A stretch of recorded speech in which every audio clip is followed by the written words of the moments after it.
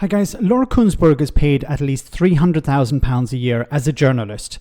The latest data I could find goes back to 2021. But I guess I don't have to tell you that that is not money well spent.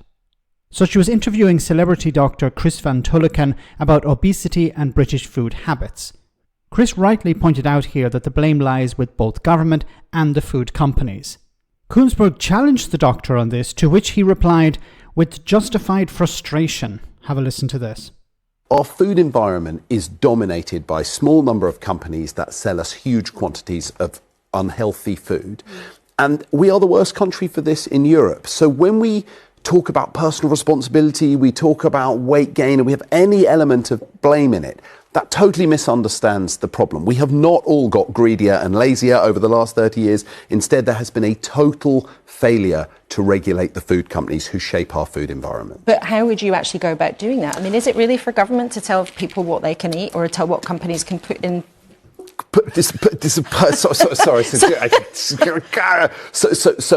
So nanny state accusations are the main barrier to government action. So when my wife is working on a report with Henry Dimbleby at the moment, so this is all we ever talk about around the dinner table, and she's interviewed prime ministers, all his predecessors for the last 30 years, I think almost all of them, prominent politicians who've worked on obesity policy.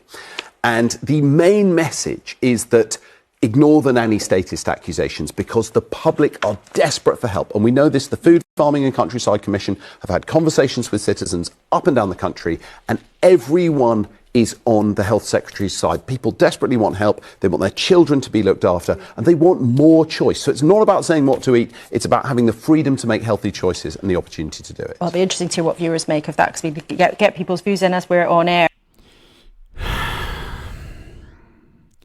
Is it the job of government to regulate what food producers put into their food? Laura Kuenssberg, who claims to be a journalist, asked that question. Yes, it is, Laura. Are you insane? It is the job of government to regulate what food producers put in their food. There was a time back in the 1800s when bakers would put flour into the flour, they would add chalk, because it would make the bread whiter than white. White bread was seen as a luxury back in the 1800s. So they would add chalk to the flour to make the bread white. Now, the government decided after that, well, we need to regulate that. We need to make sure that they don't do that anymore. So yes, it is the job of the government to regulate food companies. My goodness. When she asked the question and then she got the reaction, she laughed.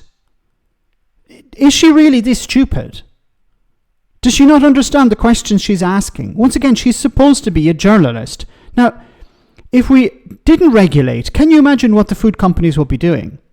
They will be adding huge amounts of sugar and huge amounts of salt to food to make it taste better. And to hell with the consequences. And what are the consequences? Of course, the health consequences are pretty dire. Obesity, other health-related issues. And then the NHS has to pick up the tab there. They have to deal with the problem. The food companies, if they're not regulated, will do as they wish. They reduce the quality, increase the sugar and salt content, and maximize profit. Now, recently, the European Commission introduced a new regulation on jam, and they demanded that jam producers increase the fruit content. Now, some jam producers have gone the full length and just eliminated sugar completely and are 100% fruit jams, which I think is a good thing because the quality is higher. It's much cheaper for the companies just to include huge amounts of sugar because it's cheaper than fruit and maximize profit. But you need a government, you need a regulator, you need a commission, or you need some sort of organization on a state level or on an international level to impose restrictions, because if there are no restrictions, the companies will do as they wish. This is what governments do. It's not like Laura Kuenssberg is wet behind the ears. She's just out of university or something. She's been at this for a long time, and she's asking the stupidest questions ever. Once again, she's paid hundreds of thousands of pounds to ask questions like, is it the job of the government to regulate food? The government have to regulate food at every stage. when it's being produced in the fields, for example, they have to regulate what sort of chemicals are used. They have to regulate the packaging. They have to regulate the work being done. They have to regulate what's been put into the food as ingredients. They have to regulate the sale of that food. They regulate at every stage. And Laura Kuenssberg doesn't seem to understand that. Once again, she has her own show on a Sunday on the BBC, and she's asking stupid questions. And this isn't just a one-off. She asks stupid questions all the time. Let me know in the comment section, guys, what you think. As always, your comments are greatly appreciated. Thanks a lot.